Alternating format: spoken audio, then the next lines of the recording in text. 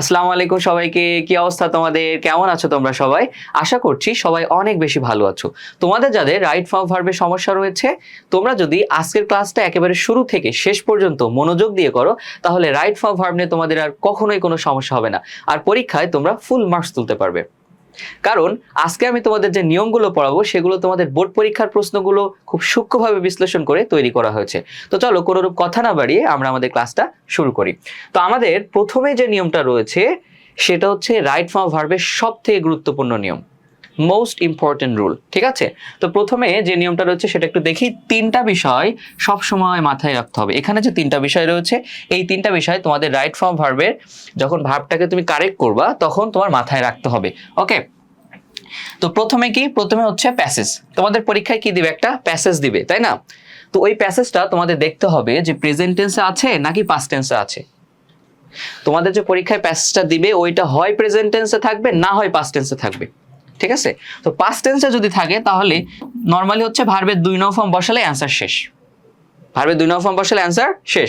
আর যদি পাস্ট টেন্সে না থাকে, তার মানে কি প্রেজেন্ট টেন্সে আছে, তো সেক্ষেত্রে তোমার ভার্বের সাথে এস বা এস যুক্ত করলেই অ্যান্সার হয়ে যাবে। এখন তুমি আমাকে বলতে পারো, ভাইয়া পাস্ট টেন্সে আছে নাকি প্রেজেন্ট টেন্সে আছে, কিভাবে বুঝবো? দেখো, প্রত্যেকটাই আমরা হচ্ছে একেবারে ভেঙে ভেঙে শেখাবো। সামনে সবকিছু আছে, একটু মনোযোগ দিয়ে ধৈর্য ধরে ক্লাসটা করতে থাকো। আচ্ছা, এবার প্যাসেজের ভিতরে তোমার যে সেন্টেন্স থাকে, প্যাসেজের ভিতরে কি অনেকগুলো সেন্টেন্স থাকে না? তো এই সেন্টেন্সের প্রতি তোমার খেয়াল করতে হবে। দেখতে হবে যে এই সেন্টেন্সটা অ্যাক্টিভ আছে নাকি প্যাসিভ আছে। দেখো, তোমার নরমালি সবগুলো সেন্টেন্সে হচ্ছে অ্যাক্টিভে থাকবে। সবগুলো কিসে থাকবে? অ্যাক্টিভে থাকবে। 2টা থেকে 3টা হচ্ছে তোমার প্যাসিভে থাকতে পারে। তো প্যাসিভে থাকলে কি করতে হবে? আমাদের প্যাসিভের যে নিয়ম রয়েছে সেই নিয়ম অনুযায়ী আমাদের ভার্বের কারেক্ট ফর্মটা বসাতে হবে। আচ্ছা, এবার এগুলো হচ্ছে আমরা প্রত্যেকটা এক এক করে আবার সামনে আলোচনা করব। তৃতীয় নম্বরে তোমার 3 নম্বর যে বিষয়টা, সেটা হচ্ছে সেন্টেন্সের ভিতরে কি থাকে তোমার? প্রত্যেকটা সেন্টেন্সের কি সাবজেক্ট থাকে না একটা করে? প্রত্যেকটা সেন্টেন্সের কিন্তু একটা সাবজেক্ট থাকে। ইভেন ইম্পারেটিভ সেন্টেন্স, যেটা সাবজেক্ট দেখা যায় না বাট ওটা উজ্জ্বল থাকে। যাই হোক, ওটা পরের আলোচনা। তো এই যে সাবজেক্ট, এই সাবজেক্টের প্রতি তোমার খেয়াল করতে হবে। দেখতে হবে সাবজেক্টটা কি সিঙ্গুলার নাকি প্লুরাল। যদি সিঙ্গুলার থাকে, সাবজেক্ট যদি সিঙ্গুলার থাকে, তাহলে আমাদের ভার্বটাও কি হবে? সিঙ্গুলার হবে। সাবজেক্ট যদি আমাদের প্লুরাল হয়, তাহলে আমাদের ভার্বটাও প্লুরাল হবে। ঠিক আছে, ওকে। সো এই 3টা বিষয় আমাদের একটু খেয়াল করতে হবে। এখন চলো আমরা এই 3টা জিনিস একটু হচ্ছে বিস্তারিত শিখে নিই। প্রথমে আমাদের কি ছিল? প্যাসেজ। দেখতে হবে কি প্যাসেজটা প্রেজেন্ট টেন্সে আছে নাকি পাস্ট টেন্সে আছে। তো দেখো, প্যাসেজটা পাস্ট টেন্সে থাকলে চেনার উপায়। যদি প্যাসেজটা পাস্ট টেন্সে থাকে তাহলে আমরা কিভাবে চিনবো? দেখো, এই 3টা জিনিস, এই তিনটা জিনিস যদি কোনো সেন্টেন্সে থাকে, কোনো প্যাসেজে থাকে, তাহলে ওই প্যাসেজটা বা ওই সেন্টেন্সটা তোমার হচ্ছে পাস্ট টেন্সে রয়েছে। আর যদি এইগুলো না থাকে তাহলে সেটা প্রেজেন্ট টেন্সে রয়েছে। ওকে, তো দেখো, প্রথমে কি অতীতের কোনো ঘটনা বা সাল। তোমার সেন্টেন্সের ভিতরে বা প্যাসেজের ভিতরে যদি অতীতের কোনো ঘটনা বা সাল থাকে, অতীতকালের কোনো ঘটনা বা সাল, যেমন 1971 সাল, 1952 সাল, 66 সাল, 43 সাল, এরকম অতীতের কোনো সাল ঘটনা থাকলে এটা মনে করতে হবে যে ওই সেন্টেন্সটা, ওই প্যাসেজটা আমার পাস্ট টেন্সে আছে। সেক্ষেত্রে আমার ভার্বের 2 নং ফর্ম বসাতে হবে। দেখো, এগুলো আমরা এই 3টা জিনিস আবার হচ্ছে আমরা উদাহরণ দিয়ে দিয়ে ভেঙে ভেঙে শিখবো। ঠিক আছে, কারণ এখান থেকে তো বোর্ড কোয়েশ্চেন এসেছে। আমরা বোর্ড কোয়েশ্চেন সলভ করব আমরা যখন নিয়মগুলো পড়বো, এবং বোর্ডের কোয়েশ্চেন সলভ করবো একদম সরাসরি। ঠিক আছে, এবার দেখো, 2 নম্বর হচ্ছে প্যাসেজের ভার্ব V2 হওয়া। দেখো, তোমার পরীক্ষায় যে প্যাসেজটা দিবে বা যে সেন্টেন্সটা দিবে, ওই সেন্টেন্স বা ওই প্যাসেজের সবগুলো ভার্বই তো তোমার কারেক্ট করতে হবে, তাই না? কিছু কিছু ভার্ব অলরেডি তোমার কারেক্টেড থাকবে। তো সেক্ষেত্রে প্যাসেজের অন্যান্য যে ভার্বগুলো আছে, ওই ভার্বগুলো যদি ভার্বের 2 নং ফর্ম হয়, ভার্বের 2 নং ফর্ম তো বুঝো, ভার্বের 3টা ফর্ম, V1 হ্যাঁ গো, V2 হচ্ছে কি ওয়েন্ট, আর V3 হচ্ছে তোমার গন। প্রত্যেকটা ভার্বেরই 3টা করে ফর্ম আছে। তোমাদের হচ্ছে তোমরা যেটা করবা, তোমরা হচ্ছে তো ভোকাবুলারি শিখবা। তো ভোকাবুলারি শেখার সময়, ভার্বগুলো শেখার সময় প্রত্যেকটা ভার্বের 3টা ফর্ম মুখস্থ করে নিবা, কারণ প্রচুর লাগবে, তোমার প্রত্যেকটা গ্রামারে লাগবে। ইভেন তুমি যখন লেখালেখি করবা, ফ্রি হ্যান্ড রাইটিং করবা, তখনও তোমার লাগবে। সো ভোকাবুলারি আমার শিট রয়েছে, তোমাদের যদি প্রয়োজন হয় তোমরা হচ্ছে আমার এই যে ফেসবুক পেজ রয়েছে, ইংলিশ উইথ খালিদ, এই পেজে তোমরা একটু নক দিবা ফেসবুকে। ঠিক আছে, এই পেজে নক দিলে তোমরা ইনশাল্লাহ শিট পেয়ে যাবা। আর তোমাদের যাতে বেসিক ইংলিশের সমস্যা রয়েছে, নর্মালি বেসিক ইংলিশটা হচ্ছে আমি পেইড ব্যাচে পড়াই। সো পেইড ব্যাচে কেউ ভর্তি হতে চাইলে তোমরা আমাকে নক দিও। পেইড ব্যাচে আমরা যেটা করি পেইড ব্যাচে হচ্ছে আমরা একদম যারা ইংলিশে কিছুই পারে না একেবারে বেসিক থেকে শুরু করি। এরপর হচ্ছে তোমার ইংলিশ ফার্স্ট পেপার, তারপর হচ্ছে সেকেন্ড পেপার, যেভাবে পড়াচ্ছি এভাবে পড়াই আর কি। আর আমরা হচ্ছে পড়ানোর সময় অ্যাডমিশনটা একটু দেখিয়ে দিই, কারণ একাডেমিক তো সব না, তাই না? একাডেমিকের পরে কি ঢাকা ইউনিভার্সিটিতে পড়তে হবে, ভালো ভালো জায়গায় পড়তে হবে, সেজন্য একাডেমিকের পাশাপাশি অ্যাডমিশনটাও কিন্তু পড়া যায়, কিন্তু অনেকে জানো না, তো সেটা আমরা তোমাদেরকে ওইভাবে পড়াই দিই। যেমন তোমার এই কিছুদিন আগে ঢাকা ইউনিভার্সিটির পরীক্ষা হলো, তোমার 25-26 সেশনের, ওইখানে আমি ক্লাসে যেগুলো পড়াতাম, আমি ক্লাসে নর্মালি যেগুলো পড়াই ওখান থেকে মানে 8টা-9টা চলে আসছে। মানে আমি কিন্তু অ্যাডমিশনের পর পড়াই না এইভাবে, আমি জাস্ট ক্লাসে পড়ানোর সময় বলেছি যে এটা হচ্ছে অ্যাডমিশনে আসতে পারে, এটা গুরুত্বপূর্ণ, মনোযোগ দাও, ওখান থেকে চলে আসছে। 15টার ভিতরে 8টা থেকে 9টা চলে আসছে, ঠিক আছে? অ্যাডমিশনের প্রস্তুতি ছাড়াই তোমরা এগুলো পেয়ে যাবে। যাই হোক, আমরা সেদিকে না যাই। তো প্যাসেজের ভার্ব যদি V2 হয়, প্যাসেজের অন্যান্য ভার্বগুলো যদি হচ্ছে ভার্বের 2 নং ফর্ম হয়, সেক্ষেত্রে প্যাসেজটা আমাদের পাস্ট টেন্সে আছে। 3 নম্বর হচ্ছে অতীত নির্দেশক কোনো ওয়ার্ড। তোমার প্যাসেজ যদি এমন কোনো ওয়ার্ড থাকে, সেন্টেন্সে যদি এমন কোনো ওয়ার্ড থাকে যেটা হচ্ছে অতীতকালকে নির্দেশ করতেছে, পাস্ট টেন্সকে নির্দেশ করতেছে, তাহলে কি ওই প্যাসেজটা পাস্ট টেন্সে আছে। ওকে, বুঝতে পারছো কিনা? তাহলে প্যাসেজটা যদি পাস্ট টেন্সে থাকে তাহলে চেনার উপায় কি? এই তিনটা আমাদের ক্লাসের এই শুরু থেকে একদম শেষ পর্যন্ত লাগবে। সো একটু ভালো করে দেখে নাও, এই তিনটা যদি আমাদের থাকে তাহলে প্যাসেজটা আমাদের বা সেন্টেন্সটা পাস্ট টেন্সে আছে। আর যদি না থাকে, মনে করো এই তিনটা থেকে কোনোটাই মিলতেছে না, এই তিনটার কোনোটাই নাই, তার মানে আমাদের প্যাসেজটা প্রেজেন্ট টেন্সে আছে। তো আমি বলেছি কিন্তু আগেই, পাস্ট টেন্সে থাকে মানে ভার্বের 2 নং ফর্ম বসালে হয়ে যাবে প্রেজেন্টে, আর যদি পাস্ট টেন্সে না থাকে তাহলে ভার্বের সাথে ইএস বা ইএস যুক্ত করলে হয়ে যাবে। দেখো এবার আমরা সামনের দিকে আগাচ্ছি।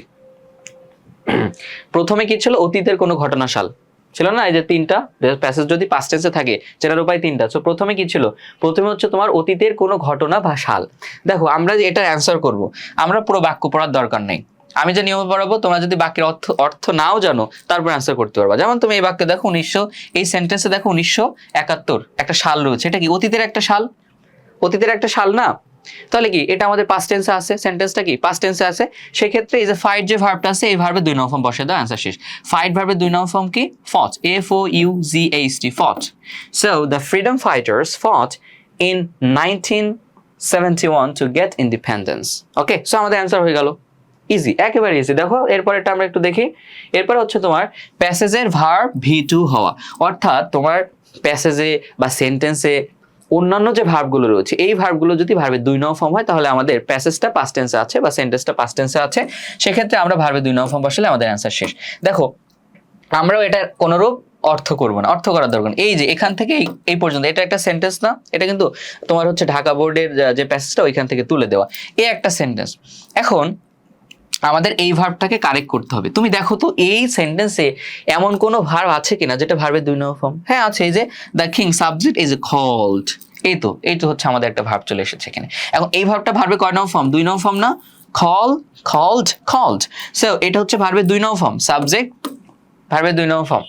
তাহলে এই যে আমাদের এই সেন্টেন্সে আরেকটা ভার্ব রয়েছে যেটা ভার্বের 2 নং ফর্ম, তার মানে কি আমাদের এই সেন্টেন্সটা কি পাস্ট টেন্সে রয়েছে, পাস্ট টেন্সে আছে না? তো সেক্ষেত্রে আমরা কি করব?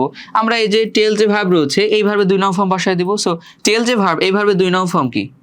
টেল, told। সো আমরা এখানে বসাবো told, হয়ে গেল আমাদের answer. The king called on মানে হচ্ছে তোমার তলব করা। The king called on him, রাজা তাকে তলব করলেন, টু নো জানতে, অ্যাবাউট দ্য ফিউচার ভবিষ্যৎ জানতে তাকে তলব করলেন বলতে এটা তোমার হচ্ছে একটা জ্যোতিষ এবং রাজার ভিতরে একটা আর কি প্যাসেজ বা গল্প, তো সেখান থেকে জাস্ট একটা লাইন তুলে দিয়েছে আর কি। অ্যান্ড দ্য অ্যাস্ট্রোলজার জ্যোতিষী কি?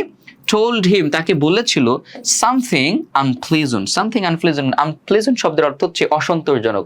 জ্যোতিষী রাজাকে অসন্তোষজনক কিছু একটা বলেছিল, এটা হচ্ছে এটার অর্থ। সো আমাদের দেখছো অর্থবাদেও কিন্তু আমরা অ্যান্সার করতে পারতেছি। আচ্ছা এবার 3 নম্বর দেখো, 3 নম্বর প্যাসেজ যদি পাস্ট টেন্সে থাকে তাহলে চেনার উপায় 3 নম্বর কি ছিল? অতীত নির্দেশক কোনো ওয়ার্ড, অর্থাৎ অতীতকালকে নির্দেশ করে এরকম কোনো ওয়ার্ড যদি থাকে, ঠিক আছে? তো অতীতকালকে নির্দেশ, যেমন এগো শব্দের অর্থ হচ্ছে পূর্বে বা আগে, তো আগে যে কাজ হয়ে গেছে, পূর্বে যেটা হয়ে গেছে এটা কি পাস্টে না? Past tense, past indefinite tense. এবার দেখো লাস্ট মানে হচ্ছে গত, তো এই লাস্টের পরে তুমি যে ওয়ার্ডটা বসাবা বাংলায়ও অর্থ হবে এরকম। দেখো লাস্ট ইয়ার মানে গত বছর, লাস্ট উইক গত সপ্তাহ, লাস্ট নাইট গত রাত, এরকম আর কি, মানে যেটা আগে হয়ে গেছে, গত মানে কি যেটা চলে গেছে। তো লাস্ট, তোমার যদি বাক্যে লাস্ট থাকে তার মানে কি প্যাসটা পাস্ট টেন্সে আছে, সেন্টেন্সটা পাস্ট টেন্সে আছে। অন ডে মানে একদিন, অনস মানে কি একদা, ইয়েস্টারডে মানে গতকাল। এই যে সমস্ত ওয়ার্ডগুলো আছে এখানে, এই ওয়ার্ডগুলো সব অতীতকালকে নির্দেশ করে, পাস্ট টেন্সকে তোমার নির্দেশ করে, ঠিক আছে। তো সেক্ষেত্রে এই ওয়ার্ডগুলো যদি আমার থাকে, এই ওয়ার্ডগুলো যদি থাকে তাহলে কি আমার সেন্টেন্সটা বা প্যাসেজটা পাস্ট টেন্সে আছে, তাই না? এখন এই ওয়ার্ডগুলো মনে রাখার জন্য এখানে তোমার একটা নিউমোনিক বা অ্যাক্রোনিম দেওয়া আছে, তুমি যেটাই বলো। আলয়, এখন আলয়টা কোনো ইংলিশ শব্দ না, এটা একটা বাংলা শব্দ। আলয় শব্দের অর্থ হচ্ছে তোমার গৃহ বা ঘর, হ্যাঁ। তো এই আলয়টা হচ্ছে তোমার এখানে দেওয়া হচ্ছে মানে সহজে মনে রাখার জন্য। আলয়, এতে হচ্ছে তোমার এগো, এলতে হচ্ছে তোমার লাস্ট, তারপর ওতে হচ্ছে ওয়ান ডে ওয়ান্স, আর ওয়াইতে হচ্ছে তোমার ইয়েস্টারডে। সো এই ওয়ার্ডগুলো যদি থাকে তাহলে সেটা অতীত কালকে নির্দেশ করে, অর্থাৎ আমাদের সেন্টেন্সটা বা প্যাসেজটা পাস্ট টেন্সে আছে। সেক্ষেত্রে আমরা ভার্বের 2 নম্বর ফর্ম বসাবো। দেখো এই যে বাক্যটা আমরা অর্থ জানি না, ধরো দরকার নেই অর্থ জানা, এই বাক্যে কি আছে, এই যে লাস্ট আছে। তো লাস্ট আছে মানে কি, এটা হচ্ছে লাস্ট একটা অতীত নির্দেশক ওয়ার্ড না, লাস্ট আছে মানে কি এটা পাস্ট টেন্সে আছে, পাস্ট টেন্সে আছে না, পাস্ট টেন্সকে নির্দেশ করতেছে। তো সেক্ষেত্রে আমরা কি করবো, ভার্বের 2 নম্বর ফর্ম বসাই দিব শেষ। এই যে প্লে যেটা রয়েছে, এই ভার্বের 2 নম্বর ফর্ম তুই বসাই দাও। প্লে ভার্বের 2 নম্বর ফর্ম কি, প্লেড, প্লেড হয়ে গেল। He played truant from school, দেখো প্লেড ট্রন্ড ফ্রম স্কুল শব্দের অর্থ হচ্ছে স্কুল পালানো। He played truant from school, সে স্কুল পালিয়েছিল 3 times 3 বার লাস্ট মান্থ, গত মাসে, গত মাসে সে 3 বার স্কুল পালিয়েছিল। তো এই যে লাস্ট রয়েছে তো পাস্ট টেন্স, লাস্ট রয়েছে মানে কি এটা পাস্ট টেন্স, আমরা ভার্বের 2 নম্বর ফর্ম বসাই দিলাম। তাহলে এটা ক্লিয়ার কিনা?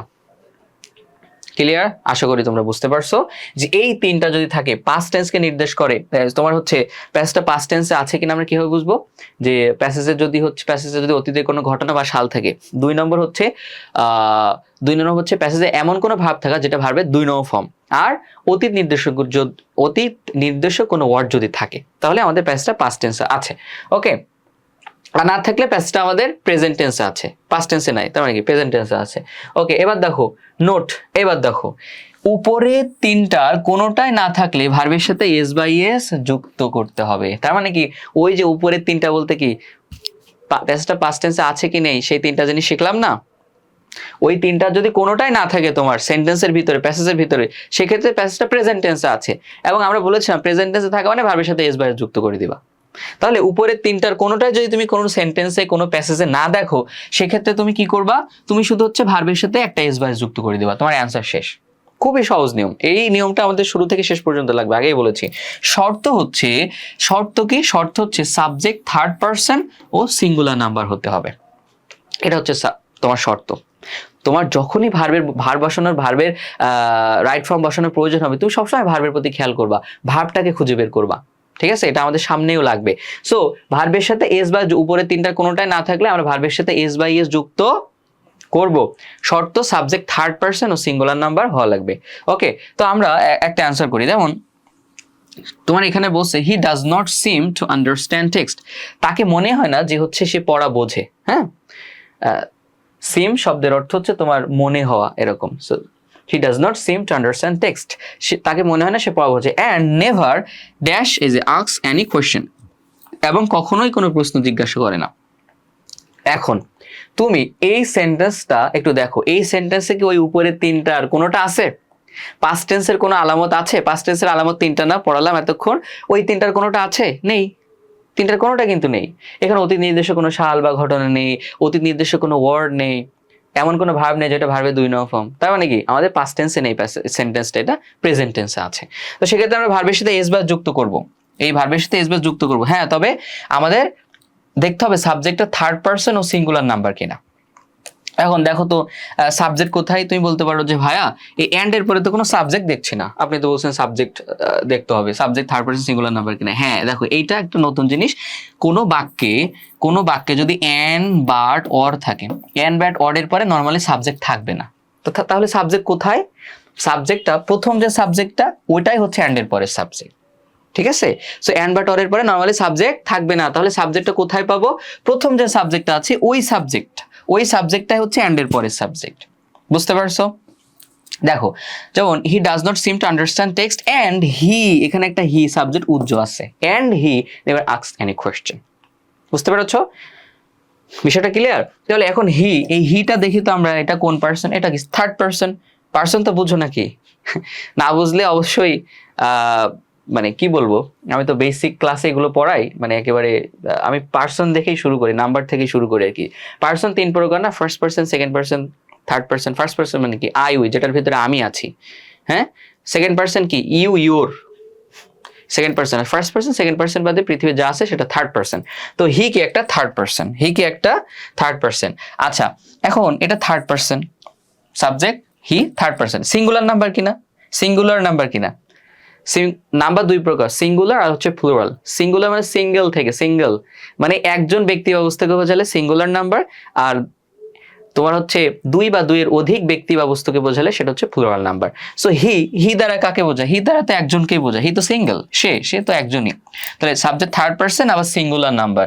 তো আমরা সেক্ষেত্রে কি করবো, এই যে ভার্বের সাথে একটা এস বেস যুক্ত করে দেবো। এই যে আক্স যে ভার্বটা রয়েছে, এই আক্স ভার্বের সাথে একটা এস যুক্ত করে দিলাম, শেষ, আমাদের অ্যান্সার শেষ। He does not seem to understand text and he never asked any question. সে কোনো প্রশ্নই জিজ্ঞাসা করে না। এবার দেখো পরে আরেকটা রয়েছে, এটা আমরা অ্যান্সার করি। দেখো এখানে বলতেছে all these relationships, এই যে এটাকে কারেক্ট করতে হবে, আরেকটা সেখানে ভাব, এটাকেও কারেক্ট করতে হবে। এখন দেখো তো আমার এই ভাবটাকে আমি আগে প্রথমে দেখবো এই সেন্টেন্সের ভিতরে ওই পাস্ট টেন্স চেনার ওই 3টা আলামত আছে কিনা। পাস্টের কি 3টা আলামতের কোনোটা আছে এখানে? নেই। দেখো তুমি ভালো করে দেখো, নাই, ওই 3টার কোনোটা নাই। তার মানে আমাদের কি করতে হবে? তার মানে আমাদের এটা প্রেজেন্ট টেন্সে আছে আর ভার্বের সাথে এস বাস যুক্ত করে দিলে আমাদের অ্যান্সার শেষ। হ্যাঁ, তবে দেখতে হবে subject third person singular number কিনা। এখানে দেখো অল দিস রিলেশনশিপস, এটা অবশ্যই থার্ড পারসন, কারণ ফার্স্ট পারসন আর সেকেন্ড পারসন বাদে আই উই ইউ ইউর এগুলো বাদে তো হচ্ছে তোমার সবই থার্ড পারসন, তাই না? এটা অবশ্যই থার্ড পারসন, বাট সিঙ্গুলার নাকি প্লুরাল সেটা দেখো তো। এই দেখো এখানে এই রিলেশনশিপ আছে না, এটার সাথে একটা এস যুক্ত আছে। কোনো নাউনের সাথে এস যুক্ত হওয়া মানে কি, কোনো নাউনের শেষে এস বা ইএস থাকা মানে হচ্ছে ওইটা প্লুরাল, ওটা সিঙ্গুলার না। হ্যাঁ, তাহলে আমাদের সাবজেক্ট এখানে থার্ড পারসন বাট প্লুরাল হয়ে গিয়েছে, সিঙ্গুলার নাম্বার না। সাবজেক্ট আমাদের সিঙ্গুলার না, এটা হচ্ছে প্লুরাল। বুঝতে পারছো? সাবজেক্টটা আমাদের কি প্লুরাল। আচ্ছা, তো সাবজেক্টটা যেহেতু প্লুরাল, তাহলে তো আর হচ্ছে আমাদের এস বাস যুক্ত করা লাগতেছে না। তাহলে কি করব, ভার্বটা যেভাবে আছে ওইভাবে বসায় দিব। ঠিক আছে, দেখো আমাদের subject third person but singular হয় নাই, কারণ এখানে এই যে তোমার নাউনের সাথে এস যুক্ত আছে। এজন্য আমরা কি করব, এস বাস যুক্ত করার দরকার নেই, ভার্বটা যেভাবে আছে ওইভাবে আমরা বসায় দেব, কোনো পরিবর্তন করব না। এই যে কিপ, শেষ। তো অর্থাৎ তাহলে এই শর্ত অনুযায়ী যদি না মেলে তখন আর আমরা ভার্বের সাথে এস বেস যুক্ত করবো না, ভার্বটা যেভাবে আছে ওইভাবে বসায় দিব। আচ্ছা, এবার দেখো তারপরটা কি, all these relationships keep us close to each other, এই সমস্ত সম্পর্কগুলো আমাদের keep us close, আমাদেরকে কাছাকাছি রাখে, to each other, একে অন্যের কাছাকাছি রাখে, এবং দেখো provide us, আমাদেরকে প্রদান করে all kinds of support, সব ধরনের আমাদের সাপোর্ট আমাদেরকে প্রদান করে। এখন দেখো এখন কথা হচ্ছে এটা কি করব, এই সেন্টেন্সটা তো আমাদের পাস্ট টেন্সে নেই, মানে প্রেজেন্ট টেন্সে, ভার্বের সাথে এস বেস যুক্ত করতে হবে। এখন কথা হচ্ছে তাহলে এটার সাথে এস বেস যুক্ত করতে হবে, হ্যাঁ তখন করতে হবে, বাট আমাদের সাবজেক্ট খুঁজে বের করতে হবে। সাবজেক্ট কই, দেখো এন্ড এর পরে কোনো সাবজেক্ট থাকবে না, আগেই বলেছি। তাহলে সাবজেক্ট কোনটা, প্রথম সাবজেক্টটা হচ্ছে এন্ড এর পরের সাবজেক্ট। কারণ প্রথম সাবজেক্টটা তো থার্ড পারসন ছিল, বাট সিঙ্গুলার নাম্বার ছিল না। এস বাস যুক্ত করতে গেলে শর্ত subject third person singular number হওয়া লাগবে, কিন্তু আমাদের সাবজেক্টটা তো third person but singular number না। তো আমরা ভার্ব যেটা সেইভাবে বসাই দেবো। দেখছো এক নিয়ম থেকে পরপর 2টা চলে আসছে একই সেন্টেন্সে। এই প্রোভাইড যে ভার্বটা রয়েছে এটা এভাবেই বসিয়ে দিতে হবে। একটু হচ্ছে তোমার কি বলে বিস্তারিত হয়ে বোঝাচ্ছি, কারণ তোমাদের ভিতরে অনেকেই থাকবে যে একটু বুঝতে সমস্যা হবে। যদি কোনো কারণে, আমি তোমাদের ভালো করে বোঝানোর ট্রাই করছি, যদি কোনো কারণে বুঝতে না পারো সেক্ষেত্রে হচ্ছে তোমরা কমেন্ট বক্সে আমাকে জানাবা, আমি আবার তোমাকে কমেন্ট বক্সে বোঝাবো, সমস্যা নেই, অথবা আমার পেজে নক দিবা তোমরা। সো প্রোভাইড শেষ, আমাদের অ্যান্সার কিন্তু শেষ। তাহলে এবার আমরা হচ্ছে পরেরটাতে চলে যাই। দেখো 1 নম্বর নিয়ম কিন্তু শেষ হয় নাই। 1 নম্বর নিয়ম কি ছিল, 3টা বিষয় মাথায় রাখতে হবে, একটা বিষয় পড়লাম সেই ধরে। হ্যাঁ, এবার হচ্ছে 2 নম্বর যে সেন্টেন্স, প্যাসেজের ভিতরে যে সেন্টেন্স গুলো থাকবে আমাদের দেখতে হবে এটা অ্যাক্টিভে আছে নাকি প্যাসিভে আছে। যদি আমাদের, আমি বলেছি যে ম্যাক্সিমাম সেন্টেন্স গুলো অ্যাক্টিভে থাকবে, 2-1টা হচ্ছে প্যাসিভে থাকবে। তো প্যাসিভে থাকলে আমরা কিভাবে চিনবো, কিভাবে করব, তো এবার একটু দেখো। আচ্ছা, আরেকটা কথা বলে রাখি, তোমরা অনেকেই তো আমার ক্লাস করতেছো, তোমরা কে কোন ব্যাচ থেকে আমার ক্লাসটা করছো অবশ্যই আমাকে জানিয়ে দিবা। আমি দেখতে চাই যে তোমরা কোন ব্যাচ থেকে সব থেকে বেশি ক্লাস করছো। ওকে, সো জানিয়ে দিও 26 ব্যাচ, 27 ব্যাচ নাকি 28 ব্যাচ, জানিয়ে দিও। আচ্ছা, এবার দেখো যে যদি আমাদের সেন্টেন্সটা বা বাক্যটা প্যাসিভে থাকে তাহলে চেনার উপায় কি? চেনার উপায় হচ্ছে 1 নম্বর সাবজেক্ট বস্তুবাচক হওয়া। হ্যাঁ, তোমাকে বলতে পারো অনেক পণ্ডিত আছে, এটা আগেও বলেছে আর কি, যে সাবজেক্ট তো ব্যক্তিবাচক হলেও সেন্টেন্স প্যাসিভ হয়। হ্যাঁ, এটা তো হয়, আমি জানি। আমি কি জানি না? অবশ্যই জানি। তোমাদের পরীক্ষায় যে প্যাসেজটা থাকবে, তুমি একটু ভালো করে দেখো, তোমাদের পরীক্ষায় যে প্যাসেজটা থাকবে এবং ওই প্যাসেজের ভিতরে যে সেন্টেন্সগুলো প্যাসিভে থাকবে, ওই সেন্টেন্সগুলো সাবজেক্টটা 95% ক্ষেত্রে বস্তুবাচকই থাকে। যে তোমাদের পরীক্ষায় যে সেন্টেন্সগুলো, ওই সেন্টেন্সটা যে প্যাসিভে থাকে 95% ক্ষেত্রে ওই সাবজেক্টটা বস্তুবাচক থাকে। এই জন্য আমি এখানে বলছি যে সাবজেক্টটা বস্তুবাচক হয়, তোমার একটু চিন্তা সহজ হবে। দ্বিতীয়টা হচ্ছে সব থেকে বেশি গুরুত্বপূর্ণ, সেটা কি? সাবজেক্ট নিজে কাজ করতে পারে না, বরং অন্য কেউ করে। অর্থাৎ সাবজেক্ট নিজে কাজ করবে না, কাজটা অন্য কেউ করবে। সাবজেক্ট ইনঅ্যাক্টিভ থাকবে, সে নিজে কোনো কাজ করবে না, কাজটা অন্য কেউ করবে। কে করবে সেটা আবার উল্লেখ থাকবে না। তো দেখো, আমরা যদি আমরা এখন চিনি, আমরা হচ্ছে প্রশ্ন সলভ করি, তো আমাদের বুঝতে সহজ হবে। এখানে বলছে দ্য রেজাল্ট, মানে রেজাল্টটি ড্যাশ পাবলিশ মানে কি? প্রকাশিত করা, ইয়েস্টারডে, গতকাল। রেজাল্টটি গতকাল প্রকাশ করেছিল, হয় এরকম। দেখো রেজাল্ট, এটা কি? সাবজেক্ট। এখন তুমি দেখো তো, সাবজেক্ট এই রেজাল্ট, সে কি এখানে এই পাবলিশ করার কাজটা করতেছে, প্রকাশ করার কাজটা করতেছে? রেজাল্ট সে নিজেই কিভাবে প্রকাশ করবে, তাই না? রেজাল্ট গতকাল প্রকাশ করেছিল, এটা কি হলো? রেজাল্ট নিজেকে প্রকাশ করতে পারে না। তাহলে বাক্যটা কেমন হবে? অর্থটা যে রেজাল্ট গতকাল প্রকাশ করা হয়েছিল। তাহলে প্রকাশ কে করেছিল? ওই তোমার হচ্ছে স্কুল কলেজের যে অথরিটি আছে, শিক্ষক রয়েছে, কোনো ব্যক্তি করেছে প্রকাশটা। কর্তৃপক্ষ রেজাল্ট প্রকাশ করেছে। রেজাল্ট নিজে তো রেজাল্ট নিজেই নিজেকে প্রকাশ করতে পারে না, রেজাল্টটা অন্য কেউ প্রকাশ করে। এই যে তোমার স্কুল কলেজ কর্তৃপক্ষ, অথরিটি, টিচার, শিক্ষক, এনারা প্রকাশ করে থাকেন। তো রেজাল্ট অর্থ এরকম, রেজাল্ট গতকাল প্রকাশ করা হয়েছিল বা প্রকাশিত হয়েছিল। তার মানে এটা প্যাসিভ আছে। দেখো এখানে এই সাবজেক্টটা এখানে বস্তুবাচক, আবার সাবজেক্ট নিজে কোনো কাজ করতেছে না, বরং এই যে তোমার পাবলিশ করার কাজটা অন্য কেউ করতেছে, এজন্য এটা প্যাসিভে রয়েছে। এখন প্যাসিভে থাকলে প্যাসিভের নিয়ম অনুযায়ী করতে হবে। তো প্যাসিভের নিয়ম কি? এই যে প্যাসিভ হলে কি করতে হবে? বি ভার্ব প্লাস V3 আমাদের বসাতে। আচ্ছা, বি ভার্ব মানে কি? বি ভার্ব অনেকগুলো রয়েছে, সবগুলো লাগবে না প্যাসিভের ক্ষেত্রে। তোমার হচ্ছে বি ভার্ব প্লাস V3 বসাতো না। বি ভার্ব মানে হচ্ছে তোমার ইজ, আর ওয়াজ, ওয়্যার, এই চারটা থেকে যে কোনো একটা ভার্ব বসাতে হবে। তারপরে তোমার যে ভার্বটা থাকবে ওই ভার্বের 3 নং ফর্ম বসাতে হবে। তো ইজ আর কখন? দেখো, ওয়াজ আর কখন? দেখো, তোমার প্যাসেজটা যদি পাস্ট টেন্সে থাকে, সেক্ষেত্রে হচ্ছে ওয়াজ, ওয়্যার। যদি পাস্ট টেন্সে না থাকে তাহলে হচ্ছে ইজ আর, অর্থাৎ প্যাসেজটা যদি প্রেজেন্ট টেন্সে থাকে, ঠিক আছে? তাহলে পাস্ট টেন্সে থাকলে ওয়াজ আর বসাবো, প্রেজেন্ট টেন্সে থাকলে, সেন্টেন্সটা প্রেজেন্ট টেন্সে থাকলে আমরা ইজ আর বসাবো, ঠিক আছে কিনা? ওকে, আর যে ভার্বটা থাকবে ওই ভার্বের 3 নং ফর্ম বসাবো। এখন আমরা এই যে সেন্টেন্সটা, দেখো তো এই সেন্টেন্সটা আমাদের কোন টেন্সে আছে? এটা আমাদের কোন টেন্সে আছে? দেখো তো, এটা দেখো কোন টেন্সে আছে। এখানে তোমার ইয়েস্টারডে, যে অতীত নির্দেশক একটা ওয়ার্ড আছে, তার মানে কি? ওই যে পাস্ট টেন্সের 3টা আলামতের 3 নম্বর আলামতটা এখানে আছে, তাই না? অর্থাৎ প্যাসেজটা আমাদের পাস্ট টেন্সে আছে, সেক্ষেত্রে আমাদের ইজ আর আমাদের বসানো যাবে না, কারণ পাস্ট টেন্স আছে। অর্থাৎ অজ, ওয়ার থেকে যে কোনো একটা বসাতে হবে। কথা হচ্ছে অজ বসাবো নাকি ওয়ার বসাবো? দেখো সাবজেক্ট খেয়াল করতে হবে, সাবজেক্ট যদি সিঙ্গুলার হয় তাহলে ওয়াজ, সাবজেক্ট যদি প্লুরাল হয় তাহলে ওয়ার। এখন দ্য রেজাল্ট, এর সাথে তো কোনো এস বা এস নাই, আছে? এস বা এস নাই, তার মানে কি? সাবজেক্টে সিঙ্গুলার। এস বা কোনো নাউনের শেষে এস বা ইএস দেখলে মনে করবা তোমার সাবজেক্টটা প্লুরাল। ওকে, তো এখানে তো কোনো এস বা এস নাই, তাহলে সাবজেক্টে সিঙ্গুলার। সেক্ষেত্রে আমরা কি করবো? ওয়াজ নিব। এই যে ওয়াজ নিলাম, ওয়াজ। আর এখানে যে পাবলিশড ভার্বটা রয়েছে 3 নম্বর ফর্ম বসায় দাও, অ্যান্সার শেষ। PUBLISHED, published. তাহলে হলো the result was published yesterday. Okay, আচ্ছা, এবার আমরা পরেরটা অ্যান্সার করি। বলছে English recognise as an international language. দেখো এখানে ইংলিশটা প্রথমত বস্তুবাচক সাবজেক্ট। এখন দেখি সাবজেক্ট নিজে কাজ করতেছে কিনা। আচ্ছা, ইংলিশ এর অর্থ কি? আমি একবার অর্থ করি যে ইংরেজিকে আন্তর্জাতিক ভাষা হিসেবে জানা হয়। রেকগনাইজ মানে জানা, চেনা। ইংরেজিকে আন্তর্জাতিক ভাষা হিসেবে জানা হয়, বুঝতে পারছো? এখন এই যে ইংলিশ, সে কি নিজেই নিজেকে আন্তর্জাতিক ভাষা হিসেবে জানতে পারে? সে তো একটা বস্তু, সে কিভাবে জানবে যে মানে সে তো বসে, তো প্রাণ নাই, সে কিভাবে জানবে যে সে হচ্ছে আন্তর্জাতিক ভাষা?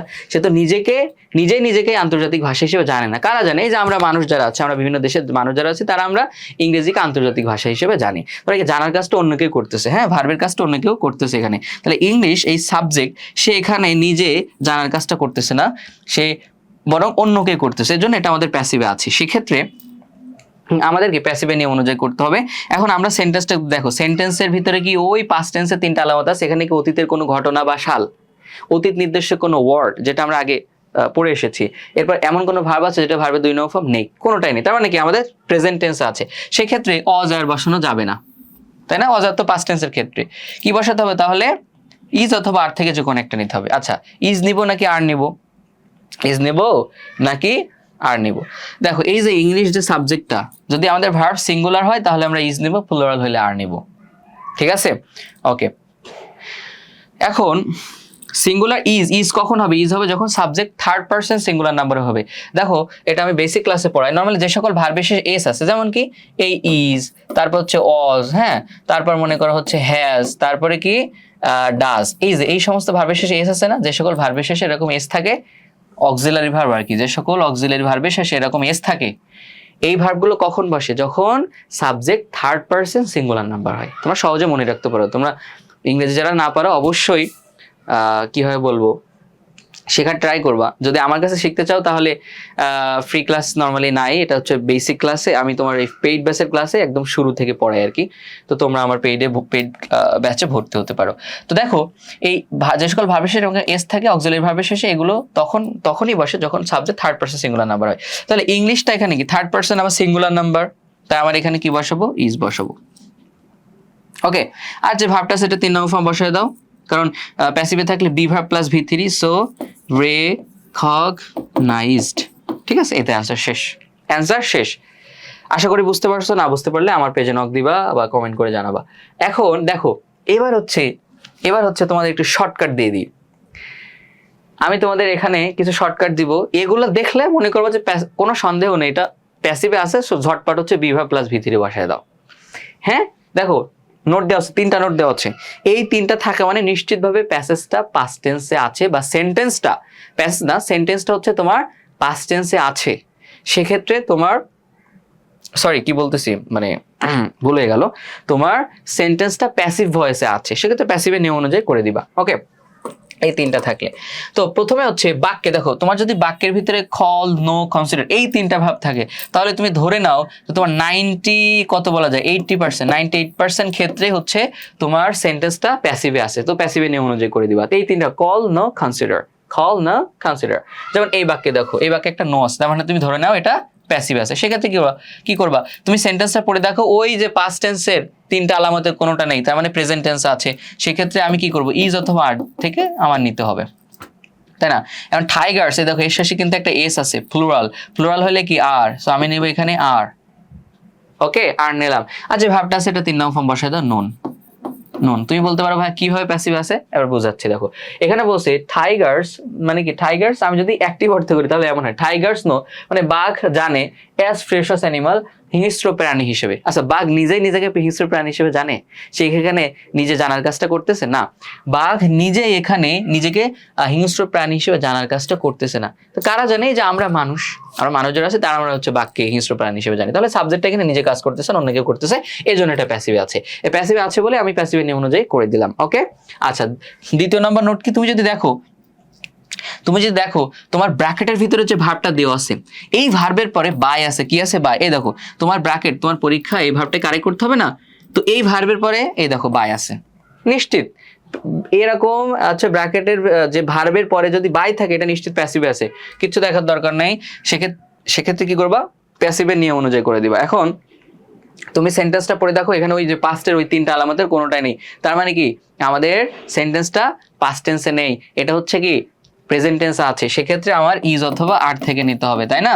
এখন তুমি দেখো সাবজেক্ট কই, এই দেখো দ্য কনসিয়াস অ্যান্ড মানিয়েড পারসনস, এখানে সহজভাবে এখানে এই যে তোমার এস যুক্ত আছে, তার মানে কি এটা প্লুরাল, নাউনের সাথে এস যুক্ত আছে মানে প্লুরাল। তাহলে এখানে তুমি কি বসাবা? আর বসাও। কি বসাও? আর, কারণ প্লুরাল হইলে আর। ইমপ্রেস যেটা আছে এটা 3 নম্বর ফর্ম বসায় দাও, IMPRESSED, ইমপ্রেস। শেষ, অ্যান্সার শেষ, একদম ইজি।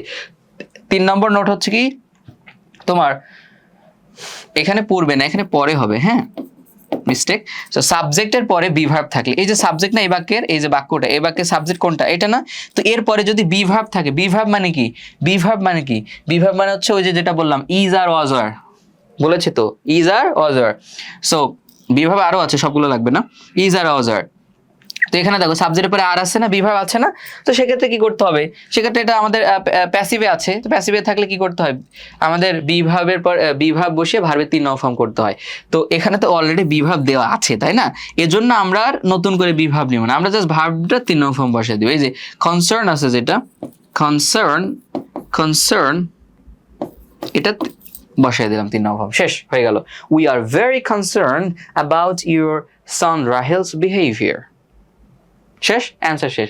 তাহলে এই 3টা থাকলে শর্টকাটে তোমরা বুঝে ফেলবা যেটা আমার প্যাসিভ আছে, একদম সহজ, ঠিক আছে, একদম সহজ। দেখো প্যাসিভ আছে। এবার আমরা হচ্ছে 3 নম্বরে আমাদের কি ছিল, সাবজেক্টের প্রতি খেয়াল করতে বলেছিলাম না, সব সময় রাইট ফর ভার্বে যখনই তুমি ভার্ব বসাবা তখনই তোমার খেয়াল করতে হবে যে সাবজেক্টটা কি সিঙ্গুলার নাকি প্লুরাল, সিঙ্গুলার নাকি প্লুরাল। দেখো সাবজেক্ট যদি সিঙ্গুলার হয় তাহলে ভার্বও সিঙ্গুলার হবে, সাবজেক্ট যদি প্লুরাল হয় তাহলে ভার্বটাও প্লুরাল হবে। এবার তোমরা প্রথমত দেখো আগে বলে দিই, এই দেখো ব্র্যাকেটের ভিতরে কি আছে, বি আছে না, ব্র্যাকেটের ভিতরে কি আছে, এখানে বি আছে, আর বি থাকা মানে কি, বি থাকা মানে হচ্ছে এখানে দেখো, কখনো ব্র্যাকেটের ভিতরে বি থাকা মানে মনে করো এখানে 4টা ভার্বের থেকে একটা বসবে, সেটা কি ইজ আর ওয়াজ আর, বুঝতে পারছো তো, বি থাকা মানে এখানে 4টা থেকে একটা বসে দেবে, এন্ড ওয়াজ আর হচ্ছে তোমার পাস্ট টেন্সের ক্ষেত্রে, আর ইজ আর হচ্ছে তোমার প্রেজেন্ট টেন্সের ক্ষেত্রে, কোন টেন্সের ক্ষেত্রে, প্রেজেন্ট টেন্সের ক্ষেত্রে। আচ্ছা এখন তোমরা হচ্ছে এটা হচ্ছে আমি তো তোমাদের অ্যান্সার বলে দিব, বাট ভিডিওটা স্কিপ করে তুমি নিজেই করা ট্রাই করবা, শুধু ট্রাই মানে কি তোমার কমেন্টেও লিখবা এটা কি, ভুল হইলে সমস্যা নেই, ঠিক আছে, ভুল হলে সমস্যা নেই। দেখো এবার আমি তোমাদের অ্যান্সার করে দিচ্ছি, এখানে এখানে বি আছে তাহলে আমার 4টা থেকে একটা নিতে হবে।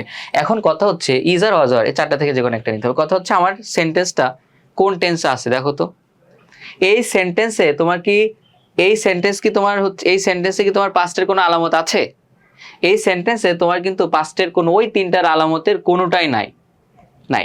তার মানে কি আমার হচ্ছে এই যে তোমার সেন্টেন্সটা এটা কি প্রেজেন্ট টেন্স আছে, সেক্ষেত্রে কি করব, আমার হচ্ছে ইজ আর থেকে যে কোনো একটা নিতে হবে, ঠিক আছে, কারণ আমার সেন্টেন্সটা পাস্ট টেন্সে নেই, তো ওয়াজ আর নিব না,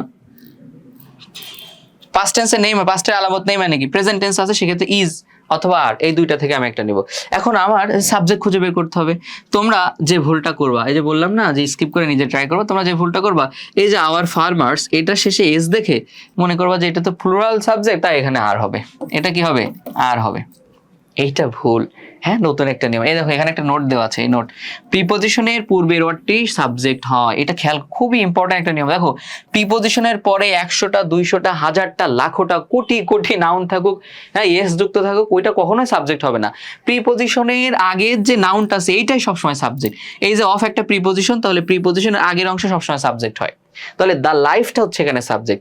এখন দ্য লাইফ এটা কি সিঙ্গুলার নাকি প্লুরাল, এখানে তো কোনো এস বাই যুক্ত নেই, আছে নেই, তাহলে এটা সিঙ্গুলার সাবজেক্ট, এর জন্য আমি কি নিব, ইজ নিব, তাহলে হয়ে গেল the life of our farmers is full of hardship, আমাদের কৃষকদের জীবন কষ্টে ভরা, কষ্টে পরিপূর্ণ, শেষ, বুঝতে পারছো আশা করি। এবার আমরা সামনের দিকে আগাচ্ছি।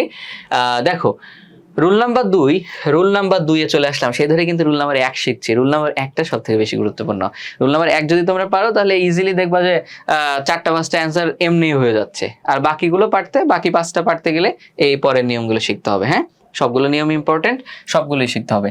দেখো 2 নম্বর হচ্ছে ব্র্যাকেটের ভিতরে নট থাকলে, তোমার এই যে ব্র্যাকেট দেখো, এই যে তোমার হচ্ছে এই ভার্বটাকে আমাদের কারেক্ট করতে হবে না, সেই এই ব্র্যাকেটের ভিতরে কিন্তু তোমার এখানে নট আছে, কি আছে, নট আছে। সো ব্র্যাকেটের ভিতরে নট থাকলে আমার দেখো সেখানে আমার এই 3টা ভার্ব থেকে যে কোনো একটা ভার্ব বসাতে হবে, do not, does not, did not, এই 3টা থেকে যে কোনো একটা আমার ভার্ব বসাতে হবে, আর কোনো পরিবর্তন করা যাবে না। দেখো এখন এই ডিড নটটা কখন বসবে, যখন আমার সেন্টেন্সটা পাস্ট টেন্সে থাকবে, পাস্ট টেন্সে থাকলে কি হবে চিনবো, ওই যে পাস্ট টেন্সে 3টা আলামত শুরু থেকে পড়ে আসতেছি। আর ডু নট ডাজ নট কখন হবে, যখন আমার সেন্টেন্সটা প্রেজেন্ট টেন্সে থাকবে, কোন টেন্সে থাকবে, প্রেজেন্ট টেন্সে থাকবে। এখন প্রথম যে অ্যান্সারটা আছে না এখানে হি, এই যে প্রথম যে এটা তোমরা নিজেরা অ্যান্সার করবে, অ্যান্সার করে আবার কমেন্ট বক্সে লিখবা, আমি দেখবো যে তোমাদের হচ্ছে কিনা। এটার অ্যান্সার তোমরা নিজেরাই করবে, কারণ এটা আমরা আগেই শিখে এসেছি। আমি পরেরটা অ্যান্সার করছি, he usually not concentrate on his lessons. Okay, তুমি এই সেন্টেন্সটা পড়ো, দেখো তো পাস্ট টেন্সের আলামতে কোনোটা আছে? নেই। তার মানে কি পাস্টে আমাদের প্রেজেন্ট টেন্স আছে, তার মানে ডিড নট বসতেছে না, আমাদের ডু নট অথবা ডাজ নট থেকে যে কোনো একটা নিতে হবে। এখন কথা হচ্ছে ডু নট নিব নাকি ডাজ নট নিব? সাবজেক্টের প্রতি খেয়াল করতে হবে। দেখো সাবজেক্ট যদি থার্ড পারসন, আগেও বলেছি যে সকল ভার্ব অক্সিলারি ভার্বের শেষে এস আছে সেগুলো কখন বসে? যখন subject third person singular number হয়। এখন যদি আমার subject third person singular number হয় তাহলে আমি ডাজ নট নিব, ঠিক আছে? যদি আমার না হয় তাহলে আমি হচ্ছে ডু নট নিব। এখন এই যে সাবজেক্ট হি, এটা কি থার্ড পারসন আবার সিঙ্গুলার নাম্বার, এই জন্য আমি অ্যান্সারটা এখানে লিখছি। তো আমার কি লিখবো? আমার নিতে হবে ডাজ নট। কি নিলাম? ডাজ নট নিলাম। এরপরে কি আর বলেছে? দেখো কোনো পরিবর্তন হবে না, অর্থাৎ যে ভার্বটা আছে ওইটা ওইভাবে বসায় দিতে হবে, ডাজ নট কনসেন্ট্রেট, এটা বসে যাবে কনসেন্ট্রেট, আর লিখলাম না, ঠিক আছে? অ্যান্সার শেষ। অ্যান্সার কিন্তু শেষ, প্রথমটা অ্যান্সার তোমরা নিজেরাই করবা, কমেন্ট বক্সে লিখে জানাবা। আচ্ছা 3 নম্বর হচ্ছে যদি বি থাকে, এটা কিন্তু আগে বলে এসেছি, ব্র্যাকেটের ভিতরে বি থাকা মানে তোমার সেখানে যে এম ইজ আর ওয়াজ আর থেকে একটা নিতে হবে। নরমালি এমটা বসে না, এই জন্য এটা আমি বলছি না, এমটা প্রয়োজন নেই। ইজ আর ওয়াজ আর থেকে নিতে হবে। ওয়াজ আর কখন? যদি ওই যে পাস্ট টেন্সে থাকে। ইজ আর কখন? যখন প্রেজেন্ট টেন্সে থাকে। পাস্ট আর প্রেজেন্টের খেলা ভাই এখানে, হ্যাঁ পাস্ট আর প্রেজেন্ট টেন্সের খেলা। একটু ভালো করে হচ্ছে দেখো, পারবা ইনশাল্লাহ, একদম সহজ। তোমরা হচ্ছে এইটার অ্যান্সার তোমরা একটু নিজেরাই করবা, আগে নিজেরা করবা, না পারলে এবার আমি বোঝাই দিচ্ছি। দেখো বি আছে না এখানে? বি আছে না? তাহলে ওই যে এই যে আমার ইজ আর অথবা ওয়াজ আর থেকে নিতে হবে। এখন সেন্টেন্সটা পড়ো তো, সেন্টেন্সের ভিতরে কিন্তু পাস্টের কোনো আলামত নেই, তার মানে প্রেজেন্ট টেন্স আছে, অর্থাৎ ইজ অথবা আর যে কোনো একটা আমার নিতে হবে। সাবজেক্ট কোথায় খুঁজে বের করতে হবে? দেখো প্রিপজিশন না, প্রিপজিশনের পরের অংশ দেখে আবার আর বসায় দিও না, এস দেখে আর বসায় দিও না।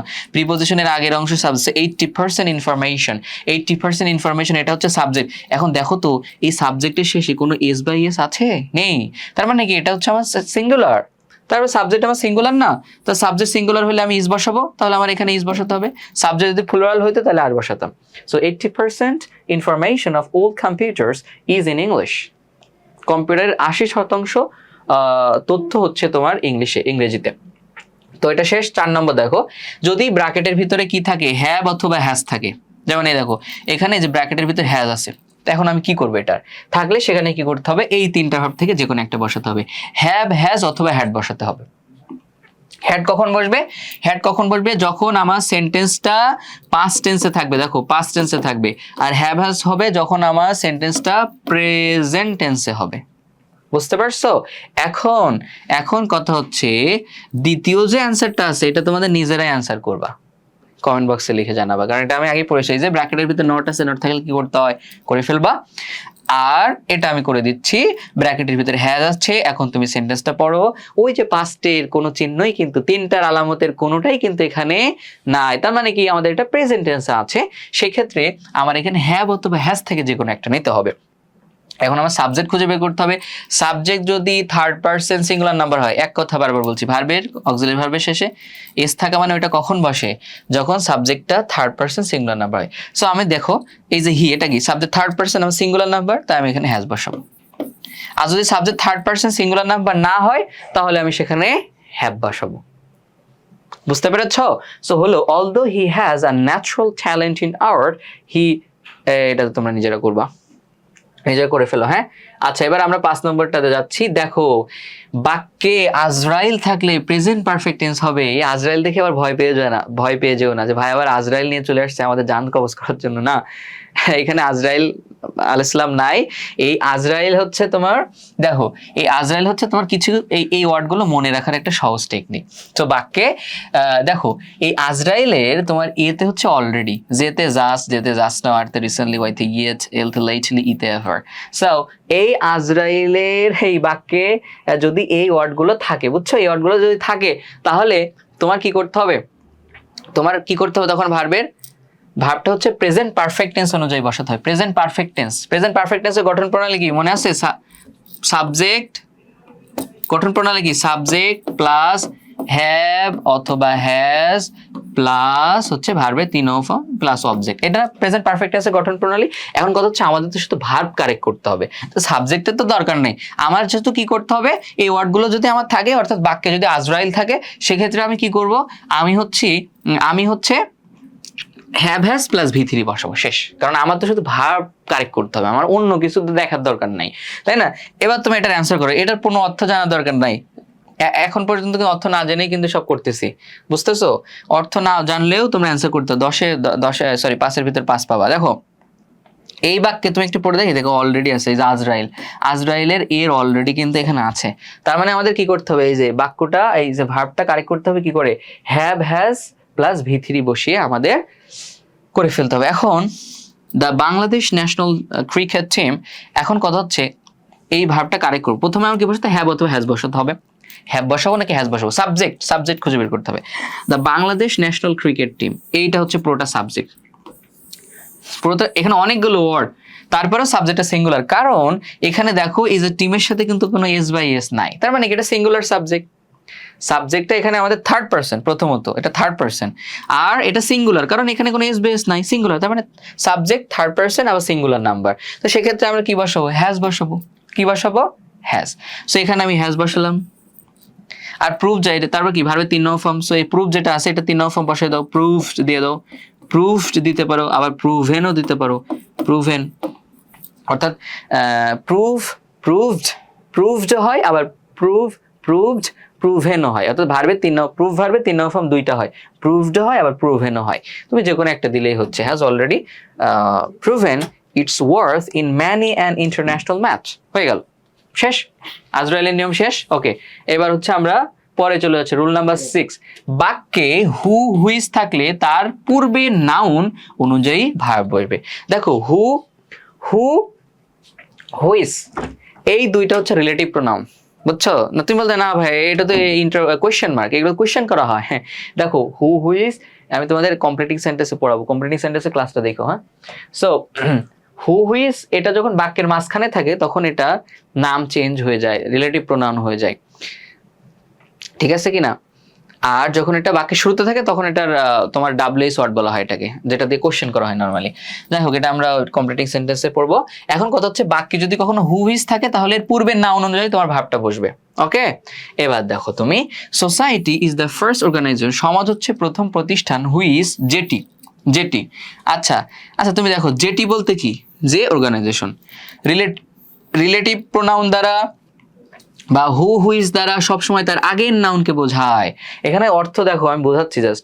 Society is the first organisation, সমাজ হচ্ছে প্রথম সংগঠন, হুইজ জেটি মানে কি, যে সংগঠন, তাই না? যে সংগঠন, আর যে সংগঠন মানে কি, এই যে অর্গানাইজেশন, এটাকে বোঝাচ্ছে, এই হুইজ দ্বারা অর্গানাইজেশনকে বোঝাচ্ছে। এই জন্য আমার বাক্যে যখন ভার বসাবো তখন আমি এই হুইজের আগে যে নাউনটা দেখবো এইটা অনুযায়ী বসাবো, ঠিক আছে কিনা? তো সেক্ষেত্রে এবার কি, মেক বাই আওয়ার প্রিমিটিভ মানে হচ্ছে আদিম, অ্যানসেস্টর মানে হচ্ছে পূর্বপুরুষ, আদিম পূর্বপুরুষ দ্বারা যেটা গঠিত বা তৈরি করা হয়েছে সমাজ। আচ্ছা, এখন দেখো আমি কি করবো, এই দেখো এখানে এই যে ব্র্যাকেটের ভিতরে যে ভার্ব, এর পরে একটা বাই আছে না, কি বলছিলাম, ওই মনে আছে প্যাসিভ চেনার শর্টকাট নিয়ম, ব্র্যাকেটের ভিতরে যে ভার্ব থাকবে ওটার পরে যদি বাই থাকে তাহলে এটা প্যাসিভে আছে, তাহলে প্যাসিভের নিয়ম অনুযায়ী করতে হবে, তাই না? আর প্যাসিভের নিয়ম কি ছিল, be verb plus V three, মনে আছে তো, be verb plus V three, আর বি ভার্ব মানে কি, ইজ আর ওয়াজ ওয়্যার, এই চারটা বসাবো, তারপর ভার্বের 3 নং ফর্ম বসাবো। এখন কথা হচ্ছে আমি বি ভার্ব মানে কি, ইজ আর ওয়াজ ওয়্যার, তাই না? আবার লিখি, যদি একবার বোঝাইছি ভুলে যেতে পারো, ওয়াজ ওয়্যার, ওকে। তো ওয়াজ ওয়্যার কখন, পাস্ট টেন্সে থাকলে প্যাসেজটা আর এই সেন্টেন্সটা, আর যদি প্রেজেন্ট টেন্সে থাকে সেক্ষেত্রে হচ্ছে ইজ আর, বুঝতে পারছো? ওকে, এবার দেখো তুমি এটা পড়ে দেখো, পাস্ট টেন্সের কি ওই তিনটার আলামতের কোনোটা আছে, নেই। অতীতের কোনো ঘটনা বা সাল নেই, এমন কোনো ভার্ব নেই যেটা ভার্বে 2 নং ফর্ম, এবং অতীত নির্দেশক কোনো ওয়ার্ড নেই। তার মানে আমাদের সেন্টেন্সটা পাস্ট টেন্সে নেই, অর্থাৎ ওয়াজ আর বসানোর প্রয়োজন নেই আমাদের। এখানে আমাদের বসাতে হবে তোমার ইজ অথবা আর, এই দুইটা থেকে যে কোনো একটা বসাতে হবে, ঠিক আছে? এখন কথা হচ্ছে আমরা ইজ নিব নাকি আর নিব, হ্যাঁ, সাবজেক্ট খুঁজে বের করতে হবে। সাবজেক্ট কোথায়? এই যে হুইসের আগে, যেটা হুইসের আগেরটা বলছি না, যে বাকি হুইস থাকলে তার পূর্বের নাউন অনুযায়ী ভার্ব বসবে, কারণ হুইসের আগেরটা হচ্ছে তোমার এই বাক্যের সাবজেক্ট হিসেবে ব্যবহৃত হচ্ছে। ওকে, এখন হুইসের আগে যে নাউনটা আসে এটা কি সিঙ্গুলার না? কারণ এখানে অর্গানাইজেশনের সাথে তো কোনো এস নেই, সিঙ্গুলার। সিঙ্গুলার বলে আমি কি বসাবো? সিঙ্গুলার হলে আমি ইজ বসাবো, ইজ বসবে। আর তো প্লুরাল হইলে ইজ। আর যে তোমার এবার কি ভার্বের 3 নম্বর ফর্ম, সো মেক আছে, মেক ভাবে 3 নম্বর ফর্ম বসাই দাও, মেজ হয়ে গেল answer. Society the first organisation, সমাজ হচ্ছে প্রথম সংগঠন, হুইচ ইজ মেড, যেটা তৈরি করা হয়েছে বাই আওয়ার প্রিমিটিভ অ্যানসেস্টর, আমাদের আদিম পূর্বপুরুষের দ্বারা। শেষ। এবার হচ্ছে আমরা পরেরটাতে চলে যাচ্ছি। প্রিপজিশনের পরে ভার্বের সাথে আইন যুক্ত হয়, এটা খুবই ইম্পর্টেন্ট নিয়ম। দেখো, এটা থেকে তুমি 2-3টা পাবা পরীক্ষায়। সো প্রিপজিশনের পরে যে ভার্বের সাথে সবসময় আইন যুক্ত হবে, এটা তো সব ক্ষেত্রে লাগবে, রিটেনে লাগবে, অন্যান্য গ্রামারের ক্ষেত্রে লাগবে। এখন প্রিপজিশন কি, এখানে প্রিপজিশনগুলো দেওয়া আছে, দেখে নিও। সো প্রিপজিশনের পরে কি করতে হবে? ভার্বের সাথে আইএনজি যুক্ত হবে। এখন প্রথমে যে আছে এটা তোমরা করে হয়েছে, ব্র্যাকেটের ভিতরে বি আছে, তাহলে কি বসবে নিজের অ্যান্সার করে কমেন্ট বক্সে জানাবা। আর দ্বিতীয়টা আমরা করি, এই দেখো, এই যে ভার্বটাকে কারেক্ট করতে হবে। এখন এই ভার্বে কি আগে কি আছে? অফ প্রিপজিশন আছে, অফ কি একটা প্রিপজিশন? তাহলে আমার এখন কি করতে হবে? এখানে যে ভার্বটা আছে এটার সাথে একটা আইন যুক্ত করে দিতে হবে। শেষ। এই যে আমি অ্যান্সারটা এটা নিচে লিখছি, হ্যাঁ, এটা কিন্তু কমপ্লিট না, এটা হচ্ছে কমফিটিং, প্রতিযোগিতা করা। এই যে আমি হচ্ছে এই ভার্বের সাথে একটা আইন যুক্ত করে দিলাম। কোনো ভার্বের শেষে ই থাকা মানে ওই ইটা উঠে যাবে, উঠে গিয়ে আইন যুক্ত হবে, কমফিটিং হয়ে গেল অ্যান্সার। শেষ না? এটা খুবই সহজ, প্রিপজিশনের পরে ভার্বের সাথে আইন যুক্ত হয়। দেখো, তবে টু, দেখো টু এর পরে সবসময়, টু কিন্তু একটা প্রিপজিশন, বাট টু এর পরে তোমার হচ্ছে ভার্বের সাথে টু এর পরে ভার্বে 1 নম্বর ফর্ম হয়। নর্মালি টু যেটা প্রিপজিশন সেটার পরে অবশ্যই আইন যুক্ত হয়, কিন্তু এখানে যে টু এর কথা বলছি এটা ইনফিনিটিভের টু।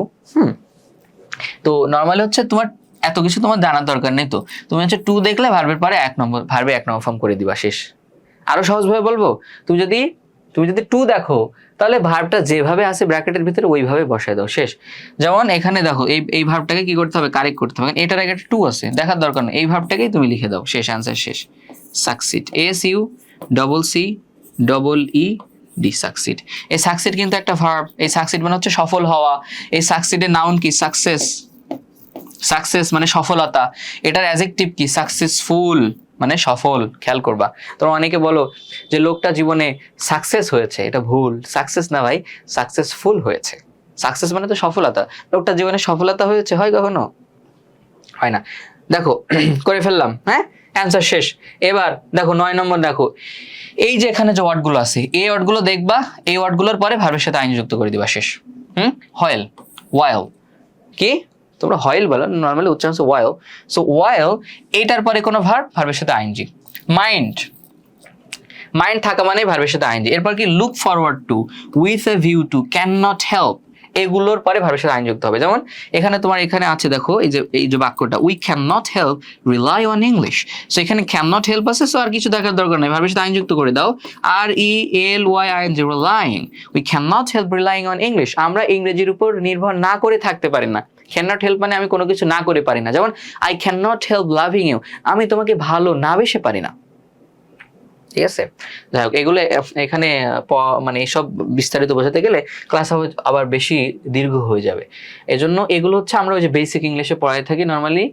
এটা তোমাদের রাইট ফর্ম ভার্ব হচ্ছে, সো আমরা আমাদের ক্লাসে ফোকাস রাখি। সো টপিকের উপরে ফোকাস রাখি। দেখো এবার কি, মডাল অক্সিলারি ভার্বের পরে ভার্বে 1 নম্বর ফর্ম হয়।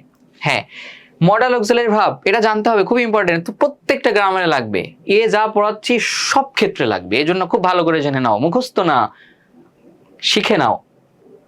মডাল অক্সিলারি ভার্বগুলো কি কি তাহলে?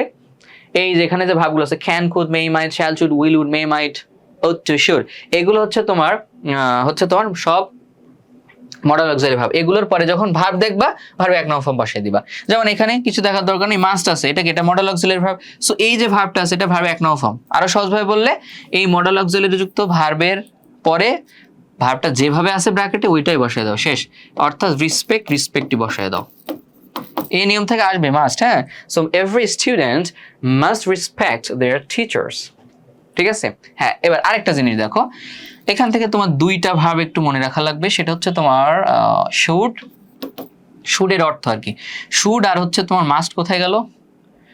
মে, মাইট, শ্যাল, শুড, উইল, এই যে মাস্ট, এই 2টার অর্থ একটু জানা লাগবে। শুড মানে হচ্ছে কোনো কাজ করা উচিত, যেমন তোমার প্রতিদিন সন্ধ্যার পরে পড়াশোনা করা উচিত।